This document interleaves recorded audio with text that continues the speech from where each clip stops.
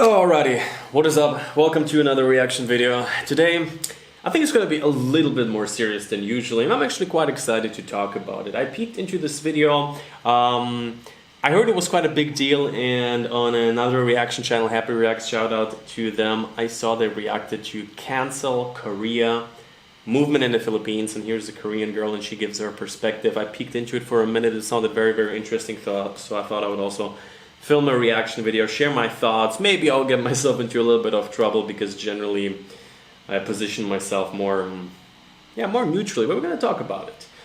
If we look at the video, we see it's huge. It's like over 1 million views in like a month.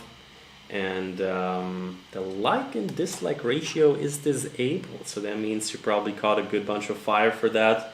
But let's hop into it. Let's see what it's all about.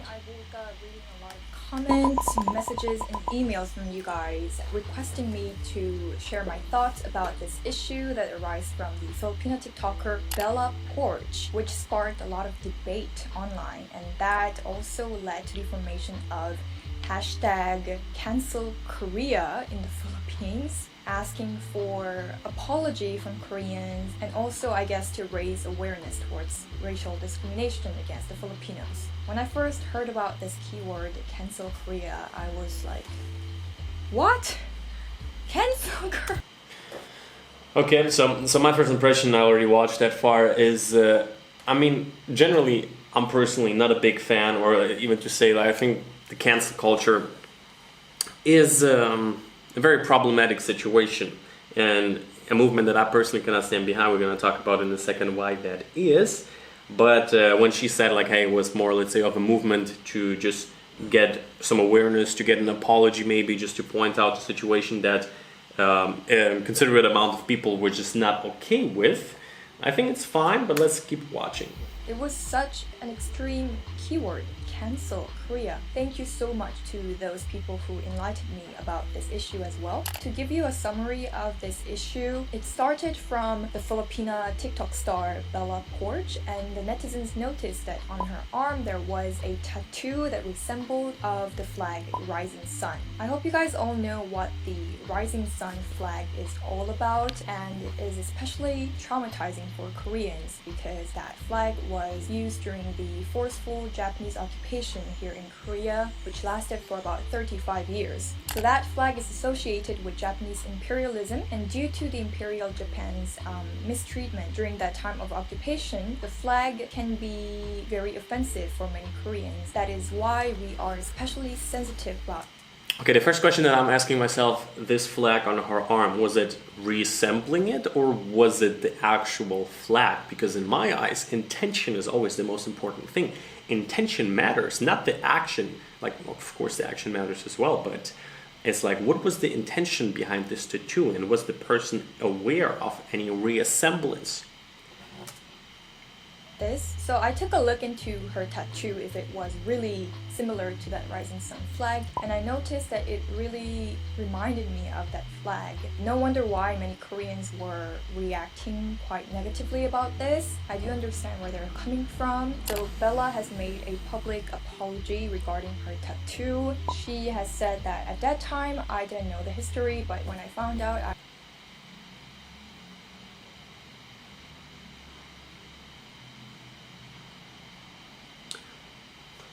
Well, I guess it's in some extent, in my opinion, reasonable to do that apology. Yet I'm not quite formal on the history of this flag. I mean, I'm very aware of, let's say, Japanese imperialism, how they had a huge role in China, what happened there, like millions of people, basically how Japan occupied parts of China. What they did with Korea, and I also believe in the Philippines, also occupation for a few years. So Japan generally, like let's say the 20th century is a time where a lot of nations still, to this day, also in China, I know they hold like a lot of very bad blood to Japanese. Yet, it's like, I would have to compare them myself. Like, I feel like if that wasn't her intention when she made this tattoo, and if it's not completely the same thing, and also if the symbol had a different meaning previously, and in a different, let's say, context, it has a different meaning, then in my opinion, she should not be, in my opinion, she should not be necessarily ashamed for herself, because it was not her intention, and it's not completely the same thing. So if she chooses for herself to remove it, I immediately had it covered and scheduled for removal. I am ashamed of myself for not doing my research. I sincerely apologize. In addition, she said that please educate yourself and learn more about it because it came from a terrible history. Please learn from my mistake. Aww. But the problem started by how some Korean netizens were attacking not only this TikToker Bella, but also the Filipinos as a whole, leaving comments that are basically very offensive to Filipino people, and I was also very offended by that. So I will read to you guys some of the comments that I saw. Poor country, non-educated people, short people. The Philippines is a slave state. No wonder you have no to little education. That's why your country will stay poor and won't grow. Stay that way, small-minded. And this... I mean, I just looked up the flag and it is kind of exactly the same thing. She had the heart in the middle, it's the white and the red.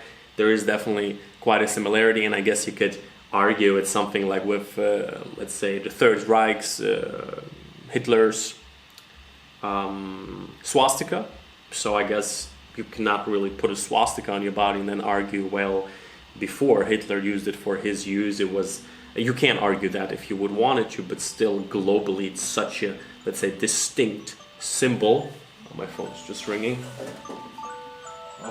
It's such an extremely distinct symbol that almost everywhere you would go, you would have shocking reactions. So I also understand where Bella is coming from here, that she really feels bad about it. Yet again, it's like most people. I'm aware of the Japanese history because I'm just generally really interested. Second World War, how the Allies were Japan in many ways, and most people would not like. I didn't really see this flag before, even as someone who is particularly interested in that subject matter.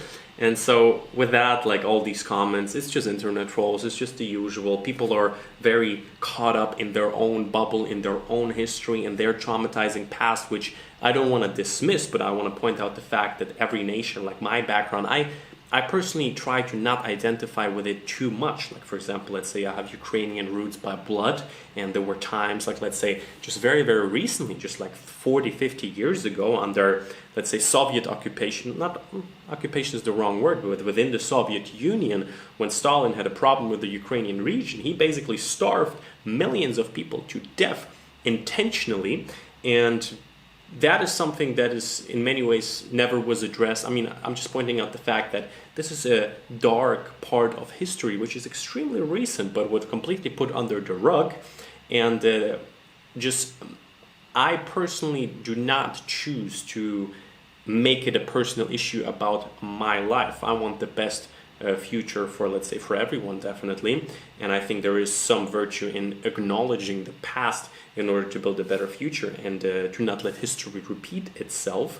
But yet I would say people often act like as if it happened to them directly, and with that you go into a victim position and you cannot, let's say, build your life for yourself as much as possible. And what I mean by that is, if you're so caught up in your past and fighting internet fights about it, about somebody tattoo and what they did, it's like instead you should maybe it sounds a little bit harsh, but focus a little bit on yourself and build a better life for yourself, and make sure that you, and if you're, let's say, basically it's like before she was calling out racial discrimination against Filipinos. I mean, it's more like tribal national dynamics that are going on here, where, let's say, the national identity of Korea is being offended by, somebody's tattoo, and let's keep on watching. Kind of reaction is unacceptable. It's unacceptable. Any form of racial discrimination is unacceptable for me, and pretty sure. Well, that is the point.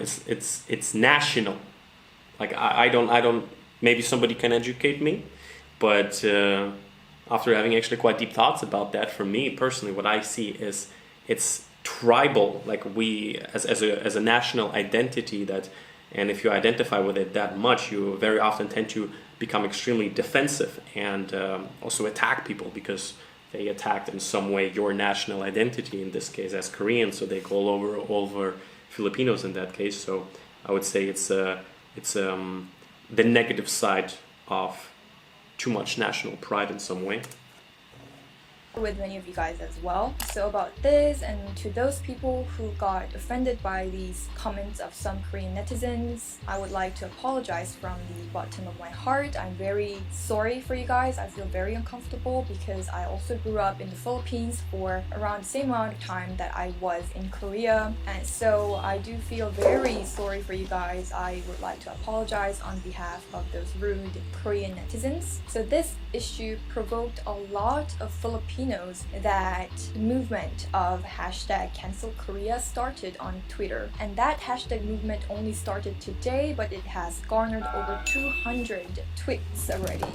I could definitely feel the anger of these people. So some of the Twitter users are sharing their own experiences about discrimination from the Koreans. So the first tweet starts with the hashtag, and it says it was 2018 when I last visited Seoul. It was a 5-day trip, and not a single day we didn't encounter a rude Korean. Every night we went back to the hotel, even though we were happy, there's that little sting in the heart. Sometimes I want to go back, sometimes I don't. Next one is, I may like your songs, your cultures, and I even wanted to study in Korea, but I love my country. I'm going to put my lipstick down and proudly raise my flag.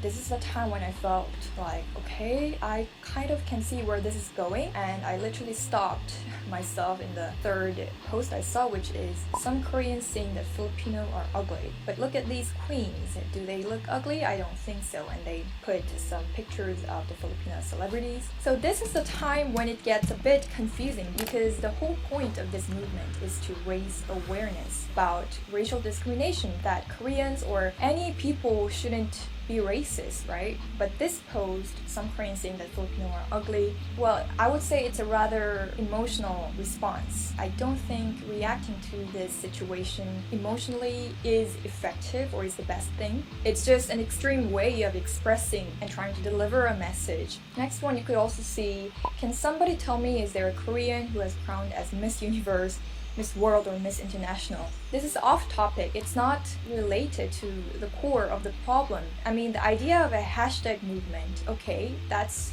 like... I mean, personally, my reaction right now is a little bit, in some ways I agree with her, and in some other ways she is, let's say, criticizing the emotional reaction from the Filipino side, and maybe she will acknowledge it in a minute, but it's a like a mirror reaction to the trolling and the drama and the emotional response from the Korean side. So what I'm seeing is just a emotional mess, which is in essence very often the core of the cancel culture, where you just like, people love drama. That's just the way it is. Like, it's always interesting to see who has a fight, who has drama, but yet with the internet and with the power of the mob right now, like, this is just evolving into a huge monster. It started with the flag, and just me watching this video for 5 minutes almost forgot about the flag.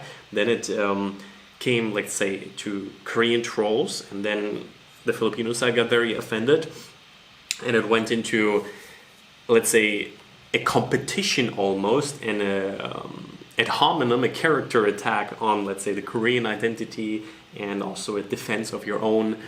And it, to me personally, it's all just, it's going into not a good direction, and to just, yeah, let's listen to it.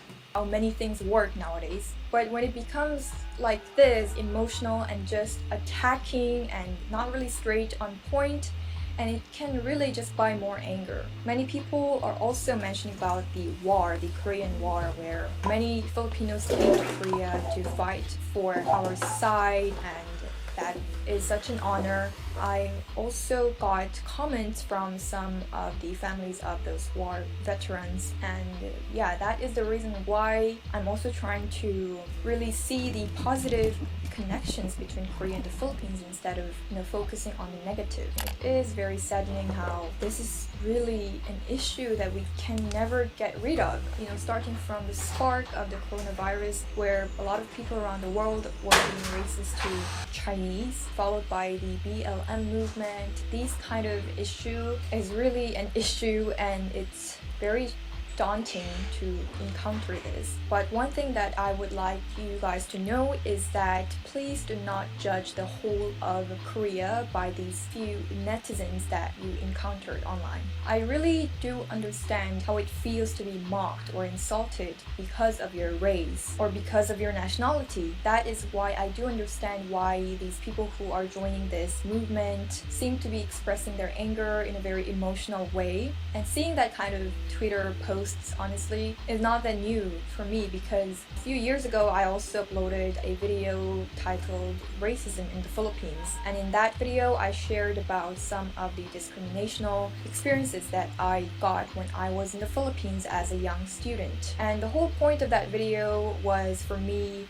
just raising awareness about the issue of racism and reducing it as much as possible and really taking it away in our generation. But a lot of my Filipino viewers left hateful comments full of anger, saying that, oh, Korea is worse, oh, you guys Koreans are such a blah blah blah, and it was very hurtful for me, and that kind of comments is not new for me, because I always get those constantly, and I know it's. Alright, so personally what I'm seeing right now is to a large extent that she is kind of like with her own identity standing a little bit in between the Philippines and Korea, and she kind of like wants to have a bridge and wants to encourage a more civil conversation, which I'm definitely in support of. Yet personally I feel like it's a little bit naive, the fact that she is pointing out, let's say, the emotional reaction from the Philippine side, because it's a counter reaction, it's an absolute mirror to the Korean reaction in the first place. So at the end of the day, interesting to see this conflict playing out like that. And I think generally 2020 is a year where everybody is just extremely sensitive and prone to attack other people easily, or also get extremely defensive. So overall, at the end of the day, I think it is important to acknowledge wrongdoings from sides and call it out, and I would agree with her, do that in a more kind of like put yourself a little bit above it and do it in a more constructive manner. But at the same time, it's totally understandable. And yeah, interesting to watch. Hope you enjoyed my reaction to this video, a little bit more serious on this note, but we're gonna talk more in a future video. Thank you very much for watching, and until next time.